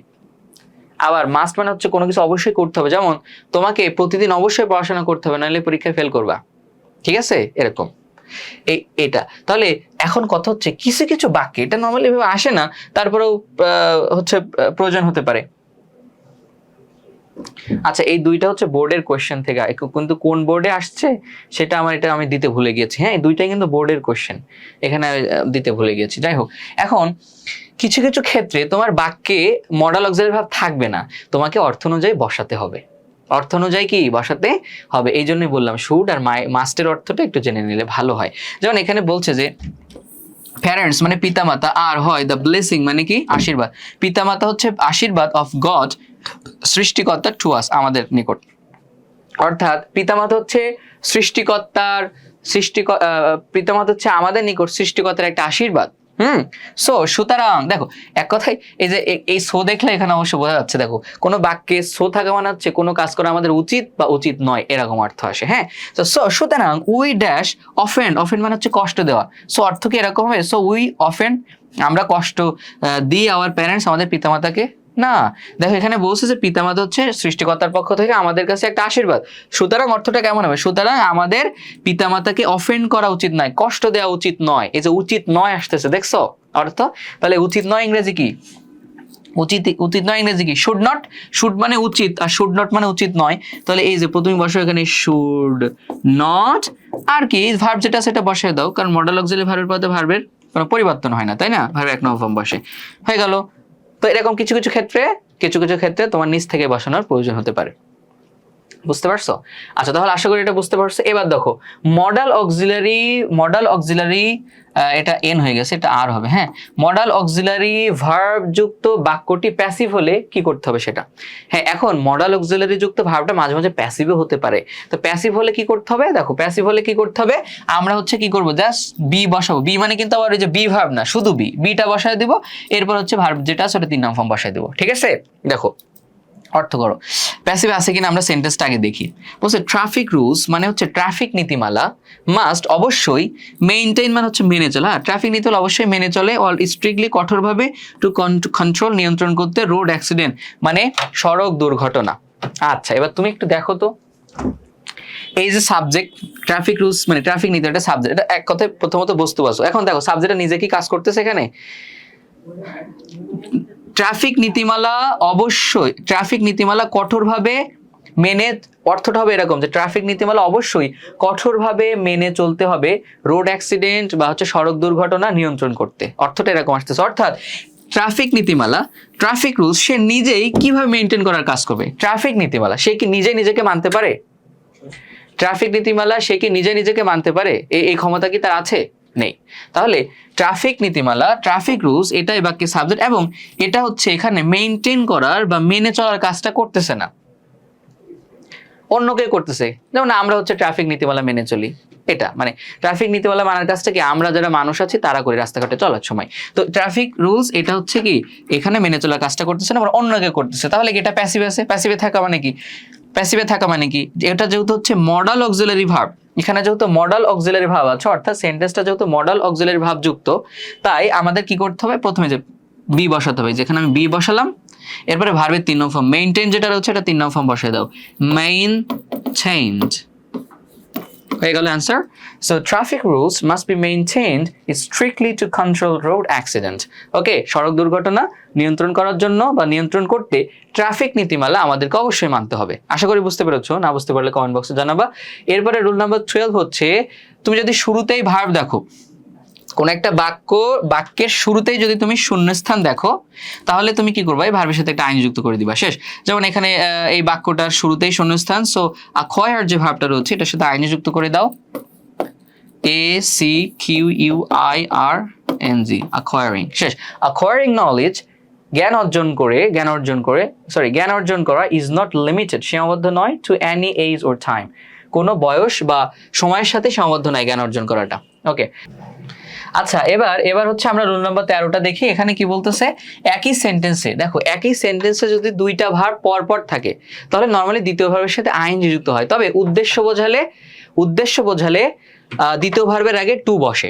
হ্যাঁ, এখন এটা বুঝতে হবে। আমরা হচ্ছে আগে কোয়েশ্চেন সলভ করি, কোয়েশ্চেন সলভ করতে করতে বোঝা যাবে। দেখো এই যে আমাদের এখানে যে সেন্টেন্সটা আছে, এখানে যে সেন্টেন্সটা আছে, এই সেন্টেন্সটাতে দেখো সাম পিপল, কিছু মানুষ, ট্রাভেল, এটা একটা ভার্ব। আবার এরপরে আরেকটা ভার্ব রয়েছে যে ক্লাইম, এই ভার্বটাকে আমাদের কারেক্ট করতে হবে। তো একটা সেন্টেন্সে পরপর দুইটা ভার্ব না, অর্থাৎ একটা সেন্টেন্সে এখানে দুইটা ভার্ব রয়েছে না। তো একটা সেন্টেন্সে যখন দুইটা ভার্ব থাকে তখন দ্বিতীয় ভার্বের সাথে নর্মালি আইএনজি যুক্ত হয়, কিন্তু উদ্দেশ্য বোঝালে টু বসে। এন্ড কথা হচ্ছে এটা দ্বারা উদ্দেশ্য বোঝাচ্ছে নাকি অবস্থা বোঝাচ্ছে, কি করে বুঝবে? দেখো বুঝে নিতে হবে। এখানে সাম পিপল, কিছু মানুষ, আমি যদি উদ্দেশ্য বোঝাতে চাই তাহলে অর্থটা এরকম হবে যে কিছু মানুষ ভ্রমণ করে আরোহণ করতে। হ্যাঁ, টু। আমি যদি এখানে টু বসাই, টু বসালে তো উদ্দেশ্য বোঝাবে। আমি যদি এখানে টু বসাই তাহলে কেমন অর্থ হবে? দেখো সাম পিপল, কিছু মানুষ ভ্রমণ করে, টু ক্লাইম, আরোহণ করতে, on the roof of buses and trains, bus এবং ট্রেনের ছাদে আরোহণ করতে কিছু মানুষ ভ্রমণ করে। কার কি কখন এরকম শখ জাগছে যে বাসের এবং ট্রেনের ছাদে আরোহণ করার জন্য সে ভ্রমণ করবে? এটা তো আরো হচ্ছে তোমার আমাদের জন্য রিস্কি। নর্মালি এখানে যেটা বোঝাতে যাচ্ছে, তুমি পুরো প্যাসেজটা তো নাই, আমি একটা সেন্টেন্স তুলে দিয়েছি। ঈদের টাইমে যেটা হয় যে তোমার হচ্ছে বাস এবং ট্রেনে হচ্ছে তোমার সিটের সংকুলান থাকে না, যার কারণে যেটা হয় যে ওই তোমার হচ্ছে বাসের এবং ট্রেনের ছাদের উপরে আরোহণ করা অবস্থায় মানুষ হচ্ছে ভ্রমণ করে, তাদের গ্রামের বাসায় যায়। তো এখানে তোমার কিন্তু উদ্দেশ্য বোঝাচ্ছে না। হ্যাঁ, এখানে এরকম বোঝাচ্ছে না যে কিছু মানুষ বাস এবং ট্রেনের ছাদে আরোহণ করার উদ্দেশ্যে ভ্রমণ করে, এরকম না। তাহলে এখানে অবস্থা বোঝাচ্ছে। যেমন কেমন, যে কিছু মানুষ বাস এবং ট্রেনের ছাদে আরোহণ করা অবস্থায়, হ্যাঁ আরোহণ করা অবস্থায় ভ্রমণ করে। ওই যে ঈদের টাইমে বাসে এবং ট্রেনের সিট পায় নাই, বাসায় তো যাইতে হবে, ফ্যামিলি ওয়েট করতেছে, তাদের সাথে একত্রে ঈদ উদযাপন করতে হবে। তো সেক্ষেত্রে তারা কি করে, বাধ্য হয়ে বাস এবং ট্রেনের ছাদে আরোহণ করা অবস্থায় ভ্রমণ করে। এখন অবস্থা বোঝাচ্ছে, এই জন্য আমরা ক্লাইম যে ভার্বটা রয়েছে এটার সাথে আইন যুক্ত করে দেবো, CLIMBING, climbing. So some people travel climbing on the roof of the buses and trains. শেষ। এবার দ্বিতীয় নম্বরটা দেখো কি বলছে, পিপল, মানুষ, from all walks of life, all walks life মানে সর্বক্ষেত্রের মানুষ। পিপল মানুষ, from all walks of life সকল ক্ষেত্রের মানুষ। হ্যাঁ, রেসপন্ডেড, দেখো রেসপন্ড এটা একটা ভার্ব, রেসপন্ড এটা একটা ভার্ব। রেসপন্ড মানে হচ্ছে উত্তর দেওয়া, সাড়া দেওয়া। যে people from all walks of life সকল ক্ষেত্রের মানুষ, সব ক্ষেত্রের মানুষ, রেসপন্ডেড সাড়া দিয়েছিল, টু দ্য কল, ডাকে, অফ ইন্ডিপেন্ডেন্স মানে হচ্ছে তোমার স্বাধীনতার ডাকে সাড়া দিয়েছিল। সকল মানুষ স্বাধীনতার ডাকে সাড়া দিয়েছিল। 1971 সালে যখন তোমার এই স্বাধীনতার ডাক দেওয়া হলো তখন সবাই কি স্বাধীনতার ডাকে সাড়া দিয়েছিল। এন্ড এবং জয়েন এবং হচ্ছে কি যুক্ত হয়েছিল, দ্য ওয়ার যুদ্ধে, ওই যে তোমার স্বাধীনতা যুদ্ধে যুক্ত হয়েছিল। কি, লিবারেট দেয়ার মাদারল্যান্ড, তাদের মাতৃভূমি কি করতে, স্বাধীন করতে। লিবারেট মানে স্বাধীন করা, মাতৃভূমি স্বাধীন করতে। এখন দেখো এই যে এই বাক্যে এই একটা ভার্ব আছে, আবার একই বাক্যে আরেকটা ভার্ব আছে, লিবারেট, দুইটা ভার্ব আছে। তাহলে আমার দেখতে হবে এখানে উদ্দেশ্য বোঝাচ্ছে কিনা। উদ্দেশ্য বোঝালে টু বসাবো, উদ্দেশ্য না বোঝালে আমি এখানে আইএনজি যুক্ত করে দিব। ওকে, দেখো উদ্দেশ্য যখন বোঝায় তখন এরকম তে অর্থ আসে, তে অর্থ, অর্থাৎ এখানে আছে না স্বাধীন, লিবারেট মানে কি স্বাধীন করা। তাহলে আমার যদি অর্থ আসে এরকম স্বাধীন করতে, কি আসে এরকম অর্থ আসে যে তোমার স্বাধীন করতে এরকম যদি অর্থ আসে তাহলে মনে করবো এটা উদ্দেশ্য বোঝাইছে। দেখো যেমন যে এবং জয়েন দেওয়ার, এবং দেশকে, মাদারল্যান্ড তাদের মাতৃভূমিকে স্বাধীন করতে তারা যুদ্ধে যুক্ত হয়েছিল। সেটাতে অর্থ করতে তাদের মাতৃভূমিকে স্বাধীন করতে, অর্থাৎ মাতৃভূমিকে স্বাধীন করার উদ্দেশ্যে তারা যুদ্ধে যুক্ত হয়েছিল। তারা যুদ্ধে কেন যুক্ত হয়েছিল? তাদের উদ্দেশ্য ছিল মাতৃভূমিকে স্বাধীন করা। অর্থাৎ তারা যুদ্ধে কেন যুক্ত হয়েছিল? মাতৃভূমিকে স্বাধীন করার উদ্দেশ্যে বা স্বাধীন করতে। তো এই দেখো এখানে কিন্তু উদ্দেশ্য বোঝাচ্ছে।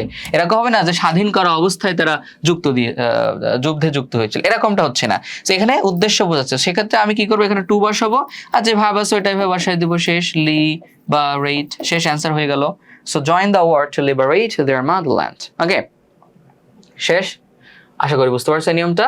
এবার হচ্ছে আমরা রুল নম্বর 14 যাবো। আমরা হচ্ছে কন্ডিশনাল সেন্টেন্স। Conditional sentence. দেখো কন্ডিশনাল সেন্টেন্স আমরা বিস্তারিত পড়াবো না, আমাদের গ্রামারটা যা শিখবো, আমাদের যতটুকু দরকার। সো কন্ডিশন মানে কি? কন্ডিশন মানে কিন্তু শর্ত। সেন্টেন্স মানে বাক্য, অর্থাৎ শর্তযুক্ত বাক্য, যে সকল বাক্যে একটা শর্ত থাকে। যেমন ইফ ইউ কাম, যদি তুমি আসো, আই উইল গো, আমি যাব। যদি তুমি আসো তাহলে আমি যাব, অর্থাৎ আমি যাব, বাট শর্ত হচ্ছে তোমাকে আসতে হবে। যদি তুমি আসো তাহলে আমি যাব। ওকে, এখন শর্তযুক্ত বাক্য কিনা আমি কিভাবে চিনবো? দেখো, বাক্যে যদি ইফ থাকে ওইটা হচ্ছে তোমার একটা শর্তযুক্ত বাক্য, কন্ডিশনাল সেন্টেন্স। আচ্ছা, এখন কন্ডিশনাল সেন্টেন্সে দুইটা পার্ট থাকে, একটা হচ্ছে কন্ডিশন পার্ট আর একটা হচ্ছে রেজাল্ট পার্ট। অর্থাৎ শর্ত মানলে ফলাফলটা কি হবে সেটা। ইফটা যে অংশে থাকবে ওটা হচ্ছে কন্ডিশন পার্ট, আর অন্য অংশটা হচ্ছে তোমার রেজাল্ট পার্ট, রেজাল্ট অংশ। তো কন্ডিশন তোমার হচ্ছে গ্রামার তিনটা। দেখো, কন্ডিশন পার্টটা যদি প্রেজেন্ট ইনডিফিনিট টেন্স হয়, অর্থাৎ ইফ যুক্ত অংশটা যদি প্রেজেন্ট ইনডিফিনিট টেন্স হয়, তাহলে রেজাল্ট পার্টে আমাদের উইল নিতে হবে। কি নিতে হবে? উইল নিতে হবে। আর কন্ডিশন পার্টটা যদি পাস্ট ইনডিফিনিট টেন্স হয়, তাহলে আমাদের রেজাল্ট পার্টে উড নিতে হবে। আর কন্ডিশন পার্টটা যদি পাস্ট পারফেক্ট টেন্সে হয়, পাস্ট পারফেক্ট টেন্স মানে কি, হ্যাড প্লাস ভি3 থাকে কন্ডিশন পার্টে ইফ যুক্ত অংশে, তাহলে আমাদের রেজাল্ট পার্টে উড হ্যাভ নিতে হবে বা নিতে হয়।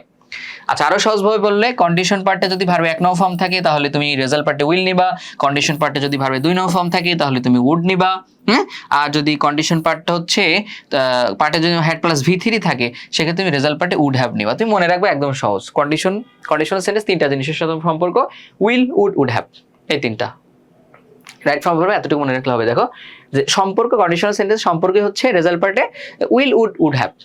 তো ভার্বে 1 নং ফর্ম থাকলে উইল, 2 নং ফর্ম থাকলে উড, 3 নং ফর্ম থাকলে উড হ্যাভ। শেষ। এবার দেখো, আমরা হচ্ছে বোর্ড কোশ্চেন সলভ করি। আমাদের এখানে একটা এক্সাম্পল দেওয়া আছে, রাজশাহী বোর্ড 23 আসা। এই যে এখানে ইফ আছে, তার মানে এটা কি কন্ডিশন পার্ট। আর তাহলে পরেরটা কি? এটা হচ্ছে আমাদের রেজাল্ট পার্ট। আচ্ছা, এবার আমাদের এই ভার্বটা কারেক্ট করতে হবে, তাই তো? আচ্ছা, এবার তুমি দেখো যে এই যে কন্ডিশন পার্টটা, এটা কোন টেন্সে আছে। তুমি এখানে কন্ডিশন পার্টটা দেখো, এই কন্ডিশন পার্ট এখানে যে গো হচ্ছে ভার্ব 1 নং ফর্ম। সো কন্ডিশন পার্টে ভার্ব 1 নং ফর্ম আছে, মানে প্রেজেন্ট টেন্স আর কি, present indefinite tense. So condition পার্টে ভার্ব 1 নং ফর্ম থাকা মানে কি, রেজাল্ট পার্টে উইল হবে। কি হবে? উইল হবে। অর্থাৎ আমাদের অ্যানসারে প্রথমে বসে উইল, আর তারপর ভার্ব যেটা আছে ওইটাই বসে দাও, কোনো চেঞ্জ নেই, কারণ উইল তো একটা মডেল অক্সিলারি ভার্ব, এরপরে তো ভার্ব যেটা থাকে ওইটাই বসে, অর্থাৎ ভার্ব 1 নং ফর্ম বসে। অ্যানসার হয়ে গেল, if all the children go to school the country will get rid of the curse of illiteracy. বুঝছো কিনা? আশা করি বুঝতে পারছো, সহজে বোঝালাম।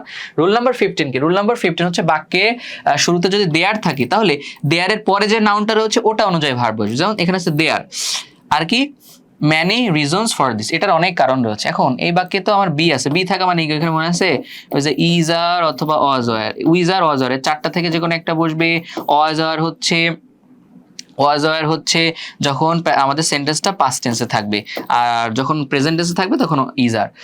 এখন কথা হচ্ছে, তুমি এই সেন্টেন্সটা পড়ে দেখো, এখানে কি ওই পাস্টের তিনটার আলামতে কোনোটা আছে? নাই। না থাকলে কি করতে হবে? আমার তো ওয়াজ বসবে না, আমার বসবে ইজ অথবা আর। কথা হচ্ছে, ইজ বসাবো নাকি আর বসাবো? সাবজেক্ট কোথায়? সাবজেক্ট তো নাই। দেয়ার দ্বারা শুরু হলে নিয়ম কি, দেয়ারের পরে যে নাউনটা, অর্থাৎ এই যে ম্যানি রিজনস, এই যে রিজনস যে নাউনটা, এই রিজনস নাউন অনুযায়ী বসবে। বুঝছো? এই রিজনস নাউন অনুযায়ী আমাদের ভার্বটা বসবে। দেয়ারের পরে এটাই হচ্ছে আমাদের noun, reasons noun. And reasons যে নাউনটা, এটা কি প্লুরাল না? এস রয়েছে, রিজনের সাথে এস রয়েছে, প্লুরাল। তাহলে ইজ হবে না আর হবে? অবশ্যই আর হবে। সিঙ্গুলার হলে ইজ, প্লুরাল হলে are. So there are many reasons for this. এটার অনেক কারণ রয়েছে। সহজ, একদম সহজ নিয়ম। রুল নাম্বার 16, দেখো এই নিয়মটা, এটা আমি যেটা বলতেছি এটা তুমি জাস্ট একটু মনে রাখো, এতটুকু মনে রাখলে হবে। এটা জাস্ট একটু কাইন্ড অফ তুমি মুখস্থ করে নাও যে এটা হইলে এই হয়। আমরা হচ্ছে এটা, তুমি যদি আমার পেইড বেসে কোনো ক্লাসে পড়ো তখন হচ্ছে আমি বেসিক ক্লাসে বোঝাই দিব বিস্তারিত। এখানে হচ্ছে দেখো, তুমি কখনো যদি ব্র্যাকেটের ভিতর যে ভার্ব, এই ভার্বের আগে বি অথবা গেট আর গট দেখো, বি অথবা গেট, এই গটটা তো হচ্ছে গেটের 2 নং ফর্ম, তাই না? 2 নং ফর্ম। অর্থাৎ তুমি যদি হচ্ছে এই কোনো ভার্বের আগে বি অথবা গেট, গট, এই তিনটার কোনোটা দেখো, তোমার কিছু জানার দরকার, কিছু দেখার দরকার নেই। যে ভার্বটা আছে ওটা 3 নং ফর্ম বসায় দাও, শেষ। এখানে দেখো, এই যে অ্যাডমিট, এভাবে থেকে কারেক্ট করতে হবে। এর আগে একটা গেট আছে না, গেট, এই যে তিনটার ভিতরে একটা আছে, কি করবা? এই যে অ্যাডমিট আছে না, অ্যাডমিট, এটা 3 নং ফর্ম বসায় দাও, শেষ। অ্যান্সার হয়ে গেছে admitted. Admitted. Some students get themselves admitted into universities for higher education. শেষ, অ্যান্সার শেষ। ওকে, আচ্ছা এবার দেখো rule number 17। No C plus noun হলে সাবজেক্ট সিঙ্গুলার হবে। সাবজেক্ট কি হবে? সিঙ্গুলার হবে। নো সি বলতে, এটা আমি তো শর্টকাট বোঝানোর জন্য দিছি, মানে নো সি প্লাস মানে নো এর পরে যদি, নো সি বলতে হচ্ছে তোমার এই নো এর পরে যদি তোমার কোনো নাউন থাকে, অর্থাৎ নো বডি, নো এর পরে যে বডি একটা নাউন, অন, নাথিং, থিং একটা নাউন।